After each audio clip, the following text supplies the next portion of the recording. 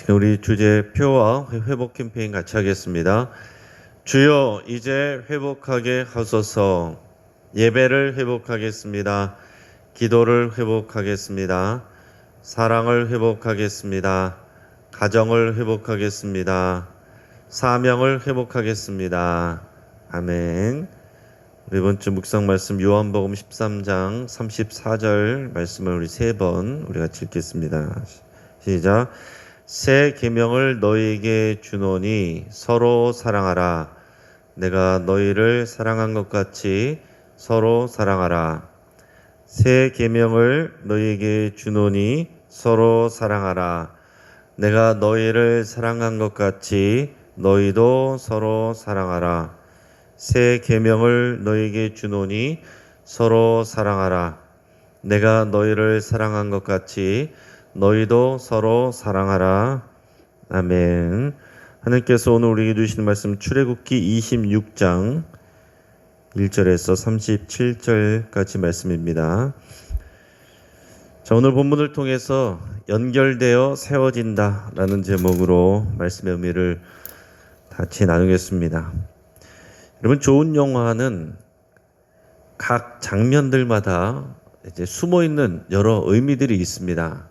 그래서 좋은 영화가 나오면 그 영화의 어떤 장면, 또 그 영화 속에서 나오는 어떤 소품, 또 등장인물이 한 어떤 대사, 이런 것들이 어떤 의미를 가졌는지 이것에 대해서 많은 사람들이 이제 해석을 시도합니다. 그래서 사람들은 보고서도 지나쳐버린 그런 의미들을 그래도 영화를 잘한다 하는 사람들은 그것이 이런 의미를 가졌다, 저런 의미를 가졌다, 이런 심오한 뜻을 가졌다, 이런 것들을 설명하는 그런 내용들이 이제 많이 나옵니다. 그런 게 이제 많이 나올수록 더 이제 정교하게 만들어진 영화다, 우리가 이렇게 생각을 할 수가 있습니다. 근데 이 성막은 마치 이런 좋은 영화처럼 그 요소가 중요한 의미들을 가지고 있습니다. 우리가 생각할 때는 성경 읽기 할 때 이렇게 이 율법에 대한 내용들, 특히 이런 뭐 성막을 만드는 내용들, 이런 데서 보통 시험에 많이 듭니다. 이거를 무슨 의미로 내가 읽고 있는가, 이거 왜 읽고 있는가, 무슨 말인지도 모르겠고 어떻게 하는지도 모르겠고 이거를 나의 삶에 뭐에 어떻게 적용해야 될지도 모르겠는데 왜 이거를 읽어야 되는가, 이렇게 생각이 들 수 있습니다. 그리고 지금 앞부분에는 성막을 이렇게 저렇게 만들어라 이렇게 나왔는데 뒷부분에는 거의 똑같이 그렇게 만들었다, 그대로 만들었다는 것을 그대로 또 보여주고 있어요. 그러니까 지금 읽는 내용들 뒤에 보면은 거의 비슷한 내용들이 한 번 더 나온다라는 얘기죠. 우리가 지금 성막을 만드는 것도 아닌데 뭘 그렇게 우리가 이렇게 이거를 자세하게 읽어야 될까? 우리 지금 먹고 살기도 힘들고 여러 가지 우리가 필요로 하고 원하는 일들도 많은데, 그런데 왜 우리가 굳이 이런 성막 만드는 이야기를 길게 우리가 읽어야 되고 이것을 들어야 되는가 하는 생각을 할 수 있다는 거죠. 그러나 이 성막은 그 안에 아주 중요한 의미들을 담고 있습니다. 성막은 하나님의 보좌를 나타내는 것입니다. 그래서 하나님의 그 보좌의 그 모양을 그 식양대로 하나님께서 시내산에서 모세에게 보여주신 것이기 때문에 또 그것은 어떤 구조적인 의미를 담고 있는 거예요. 그리고 예수 그리스도를 나타낸다고 할 수 있습니다. 성막은 예수 그리스도와 그의 사역을 나타낸다고도 할 수 있고, 또 중요한 것은 이 성막은 하나님의 교회를 의미한다 라고 할 수 있습니다. 그리고 성막은 또 그리스도인들의 성장 과정을 보여준다라고도 할 수 있어요. 우리가 다양한 측면에서 우리가 성막을 이해할 수가 있는데 그 중에서도 우리는 교회로서의 성막을 묵상하도록 합니다. 오늘 본문에서 하나님은 성막의 덮개들, 그 위에 그 지붕이 되는 거죠. 그 덮개들과 또 널판을 이어붙여서 세운 이 성막의 벽, 그리고 지성소의 휘장에 대해서 오늘 이렇게 설명해 주고 계십니다. 자, 교회로서 이게 하나님의 뜻이 무엇인지 우리가 좀 더 깊이 배우고 깨달을 수 있기를 축복합니다. 자, 먼저는 성막의 앙장막과 덮개들을 만들라고 말씀을 하셨습니다. 자, 그러니까 이런 돌과 또 나무 건축물이 아니기 때문에 텐트입니다. 텐트. 그러니까 천으로 이것을 이렇게 만드는 거예요. 성막을 만드는 것입니다. 나중에 이제 국가가 세워지면은 나중에 이제 솔로몬이 성전을 만들고, 이 광야에서는 그 전에 가장 기본적인 단순한 구조였던 성막을 만드는데, 그 성막을 만들 때 그 위에 덮개를 만들라고 이제 말씀을 하셨어요. 성막의 덮개들에 대해서 말씀을 하고 계시는데, 자, 총 네 가지가 나옵니다. 총 네 가지가 나오는데, 첫째는 가늘게 꼰 배실과 청색, 자색, 홍색 실로 또 그룹을 정교하게 수놓은 10폭의 휘장들. 자, 이것을 10개를 연결해서 덮개인 앙장막을 만들어라, 이렇게 말씀을 하셨습니다. 자, 그래서 여기서 앙장막이라고 그랬는데 그 성경에서는 휘장이라는 표현을 쓰고 있습니다. 이제 다 같은 것이에요. 자, 그런데 우리가 보통 휘장이라고 하면은 어떤 것을 떠올리냐면은 뒤에 오늘 나오는 지성소와 성소를 가로지르는 그 천을 우리가 보통 휘장으로 말을 하기 때문에 구별해서 얘기하기 위해서 오늘 여기서 그 휘장들을 연결해서 만든 덮개를 앙장막이라고 그렇게 표현을 합니다. 자, 먼저는 이 무엇으로 만들었느냐, 이게 중요한 건데, 가늘게 꼰 배실과 청색, 자색, 홍색 실. 그러니까 총 네 가지의 실이 들어가는 거죠. 이 네 가지의 실이 이제 이것을 정교하게 연결이 돼가지고 하나의 큰 천을 만드는 것입니다. 하나의 큰 천을 만드는데 그냥 만드는 것이 아니라 이것을 그 위에 그룹을 정교하게 수놓아라. 그룹은 원어적으로 보면은 케루빔입니다. 케루빔은 천사를 말하는 거예요. 천사의 한 종류인데 케루빔을 말하는 것이고, 그리고 그 언약궤 만들 때도 보면 그 언약궤 속죄석 그 뚜껑 위에 양쪽에도 케루빔 그룹이 서로 날개를 이렇게 마주하도록 그렇게 말씀을 해 놓으셨어요. 자, 그러니까 이 나중에도 얘기하겠지만 이 케루빔, 이 그룹은 여기를 지키는 어떤 수호자의 역할 같은 그런 것이 이 그룹인데, 그것을 수놓아서 만들어라. 근데 이런 것을 10폭을 만들어라 그랬어요. 10폭의 휘장을 만들고 이것을 고리를 만들어서 서로 연결해가지고 하나의 천이 되게 하라는 것입니다. 10폭을 만들어서 5개를 하나로 이어붙이고 또 5개를 이어붙이고 하나하나 된 것을 또 연결해서 결국에는 전체 하나가 되게 해서 그것을 덮어라 라는 얘기입니다. 그게 어렵지 않아요. 상식적입니다. 지금 여기 뒤에도 보면은 파란색 현수막이 있는데, 여러분 가까이 와서 보시면 이 현수막도 하나로 만들어진 게 아닙니다.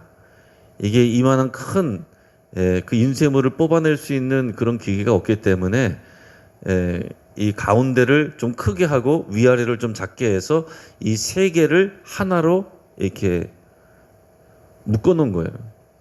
그러니까 박음질을 해서 이 세 개를 하나로 해서 지금 뒤에다가 붙여 놓은 것입니다. 자, 이런 식으로 붙이는데 크기가 여기는 이제 다르지만은 길이를 높이를 맞추기 위해서 다르지만은 여기서는 똑같이 10폭의 휘장들을 만들어서 그것을 5개 이어붙이고 그 2개를 또 이어붙여서 하나의 큰 덮개를 만들어라, 그렇게 한 것입니다. 자, 그 다음에 그 위에다가 또 다른 덮개를 덮게 되는데 그것은 뭐냐? 염소 털로 짠 천을 또 이런 식으로 만들어서 두 번째 앙장막으로 그 위에다 씌워라 라고 했습니다. 그래서 두 번째 이 앙장막은 첫 번째 것보다 더 크게 해서 첫 번째 것을 다 덮고도 남도록 넉넉하게 이렇게 만들라고 하셨어요. 그리고 그 위에는 붉은 물을 들인 순양의 가죽으로 또 이런 앙장막을 만들어서 그 위에 덮어라 라고 했습니다. 그래서 지금 세 겹이 된 거죠. 붉은 물 들인 순양의 가죽. 그래서 많은 경우에는 또 이 붉은 물 들인 순양의 가죽은 예수 그리스도의 그 죽음과 희생의 피를 나타낸다, 이렇게 흔하게 해석을 하는 경우도 있고, 아니다, 이것은 그 당시에 붉은 불 들이는 것은 고급스럽게 정성을 들여서 하는 그 당시에 흔한 염색법이다, 이렇게 얘기하는 경우도 있습니다. 뭐 이것은 그럴 수도 있고 아닐 수도 있는데, 우리에게는 사실 붉은 물을 들인 순양의 가죽하면 자연스럽게 예수 그리스도의 보혈과 또 예수님의 희생이 생각나기는 합니다. 그리고 그 마지막 그 위에다가는 해달의 가죽을 덮어라, 윗덮개로 삼아라 그랬습니다. 그래서 이것은 어떤 사람들은 이것도 큰 전체 마개다, 이렇게 생각하는 경우도 있지만은, 대부분은 이 마지막 이 해달의 가죽은 전체적으로 덮는 것이 아니고 그 위에 지붕만을 덮는 것이다, 이렇게 말합니다. 그러니까 처음에 세계는 지붕만 덮는 게 아니에요. 지붕만 덮는 게 아니라 늘어뜨려서 그 옆에 땅에까지 덮도록 이렇게 되어 있습니다. 자, 특징은 뭐냐면 안쪽에 있는 앙장막일수록 더 비싸고 비싼 재료, 그리고 더 정교하게 만들게 돼 있어요.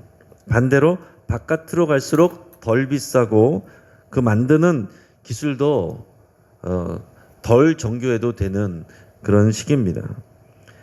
자, 성막에 가까울수록, 그 안쪽에 가까울수록 더 귀하고 비싼 재료를 사용하고 더 많은 정성을 들인다라는 얘기입니다. 이 덮개들은 방수와 방열 효과가 뛰어난 그런 재료들이다라고 할 수가 있어요. 자, 그런데 무엇보다도 이 세 개의 덮개를 덮으면 어떻게 되느냐? 세 개의 덮개를 덮으면 이 덮개는 그러니까 성소와 지성소를 덮는 겁니다. 성소 안에 끝에가 이제 지성소고, 이제 그 안에 그 건물을 덮는 거예요. 그럼 바깥에는 자연의 빛이 들어오는 뜰이 있는 것이고, 여기서 이제 제물을 잡아서 제사를 드리는 것이고, 이 안에 성소 안에부터 지성소까지는 이 지금 말한 세 개의 앙장막과 그 위에 덮개까지 총 4개를 덮어놨단 말이에요. 그럼 어떻게 되겠습니까? 완전히 빛이 차단이 되는 것입니다. 완전히 빛이 차단이 되는 거예요. 그래서 빛을 가지고서도 이 단계를 나눠볼 수 있는데, 이 덮개가 덮여 있지 않는 이 성막의 뜰은 어떤 빛으로 비춰집니까? 자연광이죠. 태양의 빛, 자연광이 거기를 비치고 있습니다. 그런데 이제 이 성소 안으로 들어오면은 어떤 빛이 비치고 있어요? 등잔대. 하나님께서 등잔대를 만들라고 하셨잖아요. 그 우리가 성령의 조명을 상징한다고 할 수 있어요. 등잔대는 그 7개의 가지, 그리고 그 위에 올리브 기름을 넣고 거기에 불을 피워놓게 했어요. 그것이 조명입니다. 그래서 우리가 성령의 조명으로 우리가 이렇게 해석을 해요. 우리가 성령님께서 하시는 일이 지혜와 계시형으로 임하셔서 우리에게 말씀을 깨닫게 하시는 일을 감당하지 않습니까? 그러니까 이 성소 안에서는 성령의 빛이 의미하는 이 등잔대의 빛으로 그 안이 조명이 된다라는 거예요. 그리고 마지막에 지성소 안에는 등잔대도 없습니다. 완전히 깜깜하겠죠. 완전히 흑암이겠죠. 그런데 그 안에는 뭐가 있느냐면은, 그것에 대제사장만 들어갈 때 희생의 피를 가지고 지성소 안으로 들어가서 거기에 뿌리고 기다리면 그곳에 하나님이 임재를 하시는 거예요. 그 언약궤 위에 그 피를 뿌렸을 때에 하나님께서 그 속죄소 위, 그 언약궤 위를 속죄소라고 하는데 그곳에 하나님이 임재하신다는 거예요. 거기에는 하나님의 빛, 하나님의 영광의 빛, 그것만이 거기를 비춥니다. 나머지 빛은 아무것도 없어요.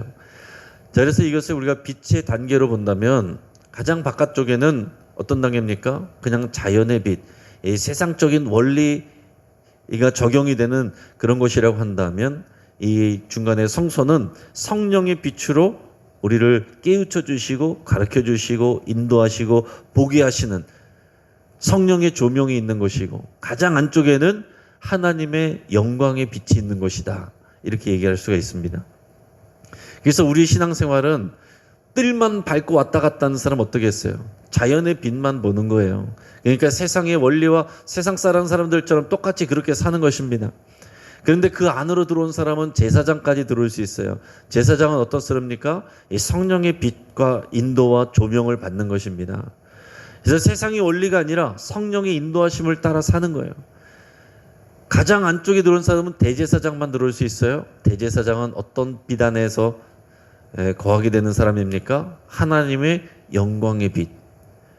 그러니까 우리는 어떤 사람이어야 되겠습니까?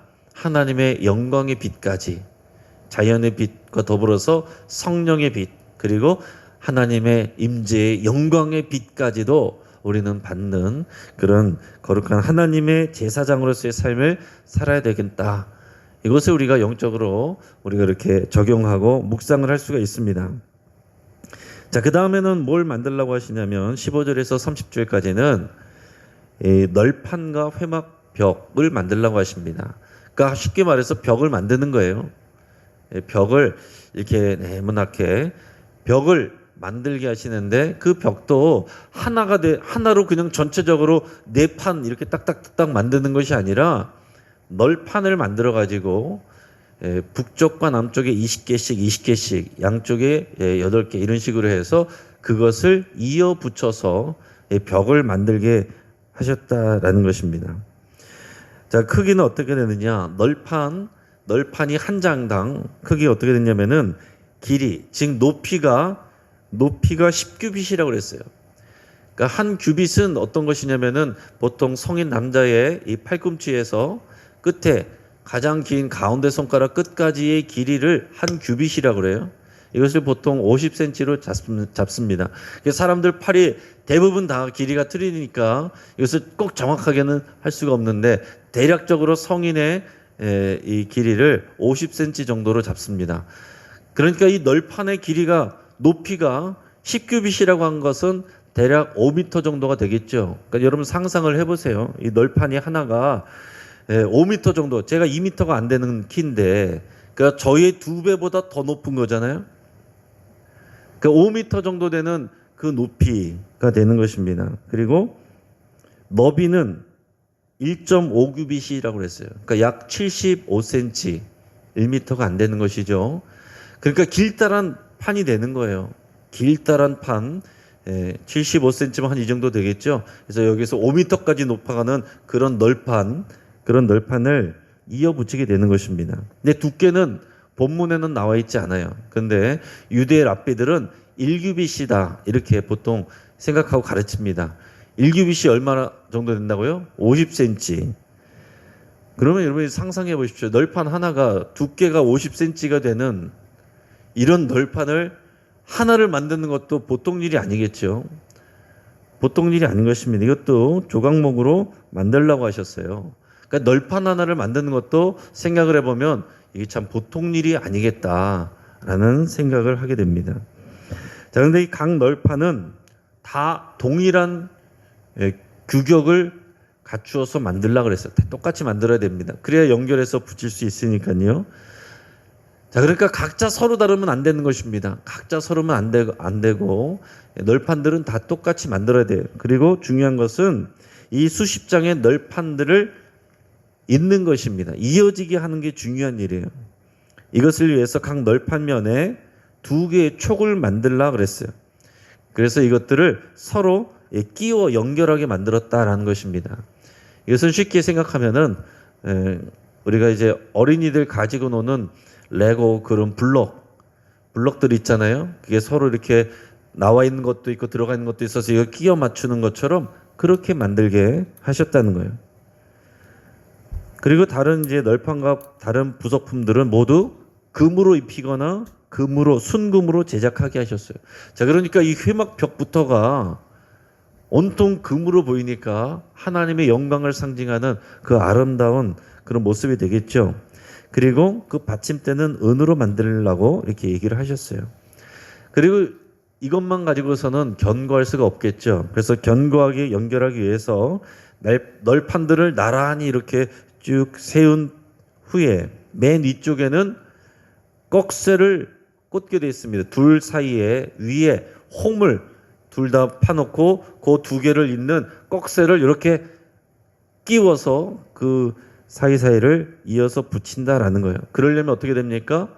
이 널판에 홈들을 파야 되는 거예요. 그리고 그것이 끝이 아니라 5개의 긴 띠를 만들라고 했어요.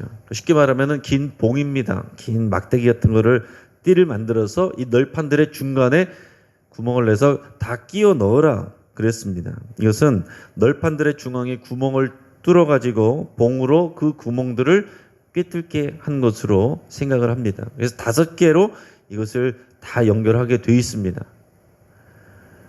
자, 언뜻 생각하면 중요한 건 뭐겠습니까? 널판 하나하나 만드는 것도 중요한 것이지만은 널판들이 각자 따로 있으면 의미가 없다는 거예요. 회막이 이 성막이 되지 않는다는 것입니다.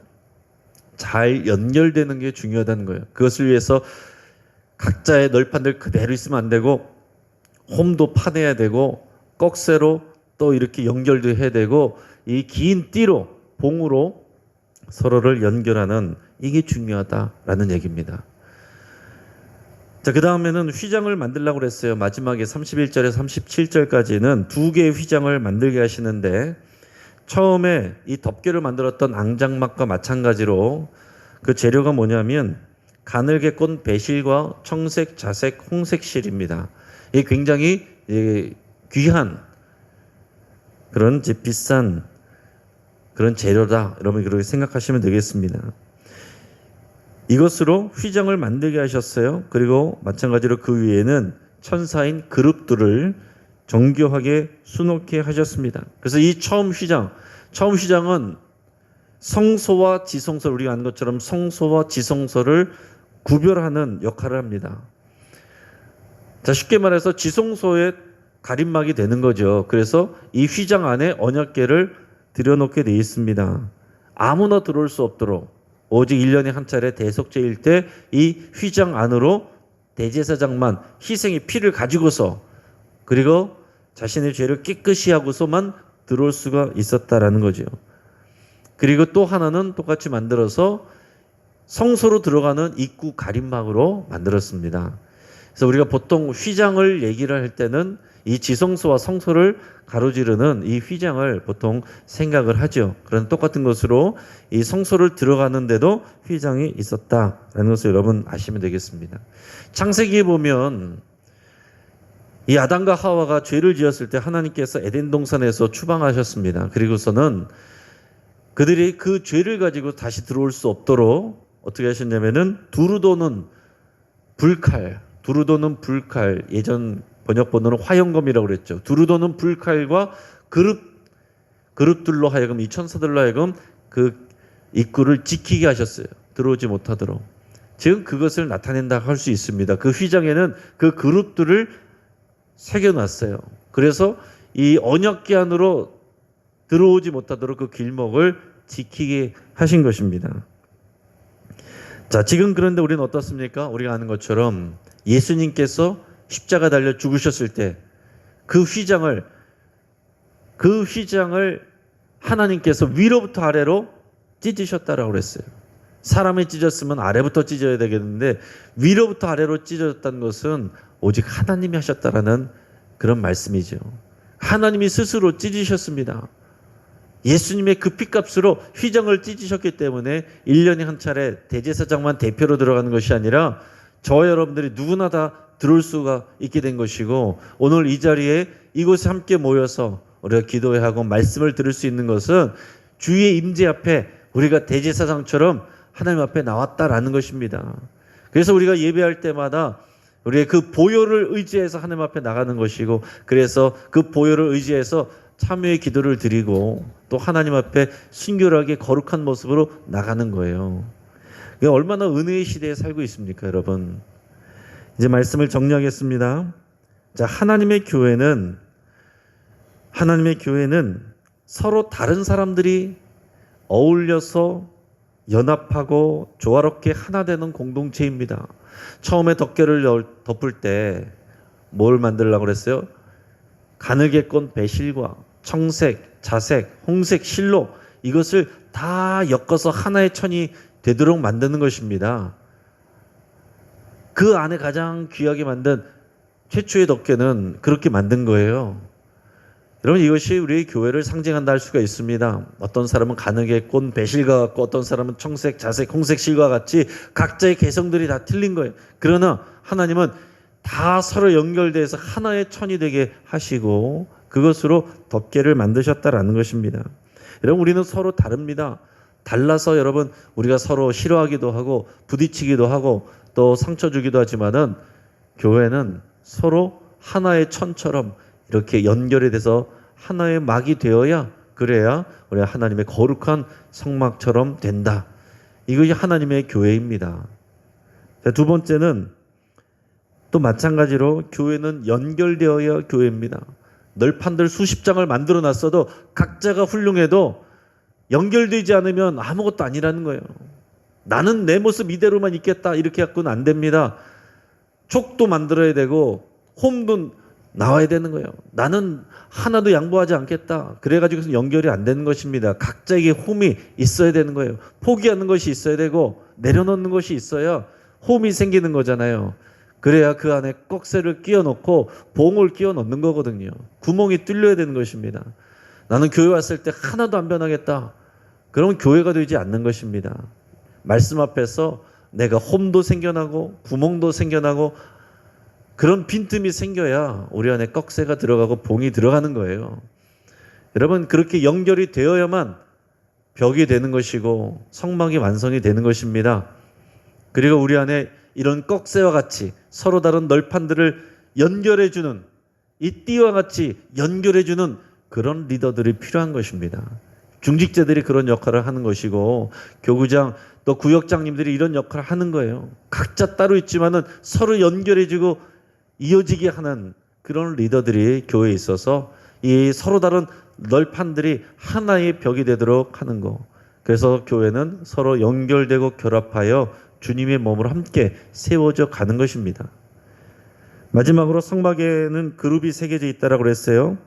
그룹이 새겨져 있는 이 휘장이 있는데 이 휘장은 구별하는 역할을 하는 것입니다. 하나님의 임재하신 하나님은 거룩하시기 때문에 속된 것이 죄를 가지고서 하나님 앞에 나올 수가 없습니다. 교회는 거룩을 추구하는 것입니다. 그런데 우리는 부족하죠. 예수 그리스도의 피를 의지해서 우리가 거룩하신 하나님 앞에 나와 있는 거예요. 우리가 이 은혜를 잊어버리면 안 되는 것입니다. 우리가 이것을 잊어버리면 하나님의 교회가 거룩성을 잊어버리고 세속화될 수가 있어요.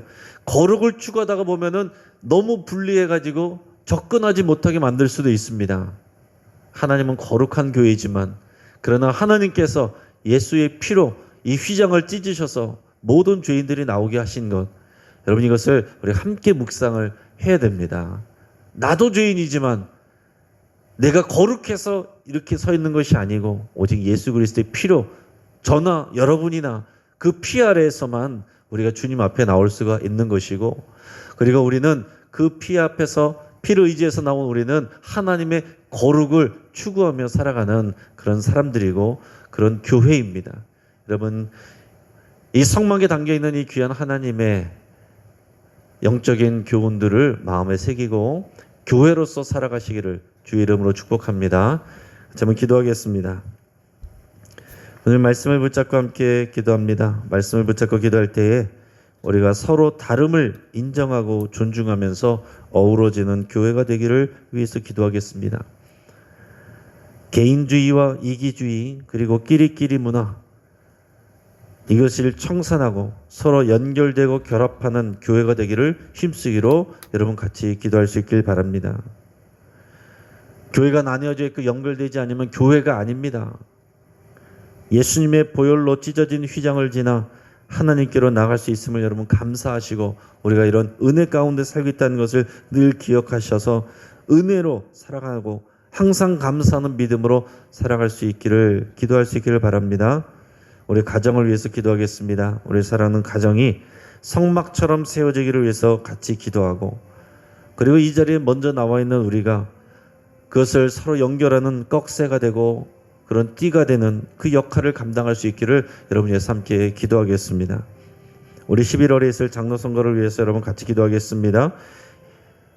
개인의 명예보다 하나님의 영광과 또 하나님의 거룩함과 또 교회의 하나됨을 위해서 헌신할 수 있는 꺽쇠와 같은 그 긴 띠와 같은 역할을 감당할 수 있는 거룩한 일꾼을 세워지기 위해서 여러분 간절히 기도하겠습니다. 마지막으로 우리 사랑이 없으면 아무것도 아닌 것을 여러분 고백하며 사랑하기를 위해서 같이 기도하겠습니다. 우리가 서로 섬기기로, 용서하기로, 관심을 갖기로 이것을 실천할 수 있기를 여러분 기도하시고 성령께서 그것을 적용하고 실천할 수 있도록 생각나게 하는 사람이 있으면 그분을 위해서 기도하고 오늘 그분을 위해서 할 수 있는 것을 꼭 실천하는 그런 하루가 될 수 있기를 바랍니다.